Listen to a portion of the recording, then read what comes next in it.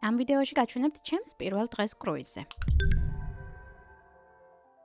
როგორც იცით, ჩემი აზიაში მოგზაურობის დასასრულს გადმოვინაცვლი ახლო აღმოსავლეთში და აბუ-დაბიდან უკვე შევუერთდი კრუიზერს და კოსტა ტოსკანას აი ასეთი უზარმაზარი და გასაოცარი კრუიზით გავაგრძელებ ჩემს მოგზაურობას. ასე გამოიყურება ჩემი საკრუიზო მარშრუტი. გემი არის 19 სართულიანი, 2663 კაბინა, 11 რესტორანი, 19 სხვადასხვა თემატური ბარი, 14 აუზი და კიდევ უამრავი სხვადასხვა გასართობის საშუალება, რომელსაც შემდეგ ვიდეოებში აუცილებლად გაჩვენებთ. პირველ რიგში, რა თქმა უნდა, გავემართეთ ჩემი ნომრის და აი ისიც. გულახდილად გეტყვით, ამ ხელა ოთახს ნამდვილად არ ველოდი. და აივანი. ახლა არა ახედი, მაგრამ წარმოიდგინეთ ღია ზღვაში რომ ვიქნებით. უკვე ვეღარ ვითმენ. ნომერში რა გამაჩერებდა და მაშინვე დავიწყე გემის დათვალიერება. პირველივე ჯერზე გავეშურე ეგრეთ წოდებული Skywalk-ისკენ, საიდანაც როგორც ხედავთ, ულამაზესი ხედები იშლება. ბოლოს Infinite Bar-ში ამოვყავი თავი, სადაც გავიცანი უმაგრესი ბარმენი, რომელიც თავისი საფირმო კოქტეილებით მანებიურებდა მთელს ჩემს საკრუიზო მოგზაურობაში. საღამოს კი ასეთ საუცხოო იტალიურ რესტორანში ვივახშმე.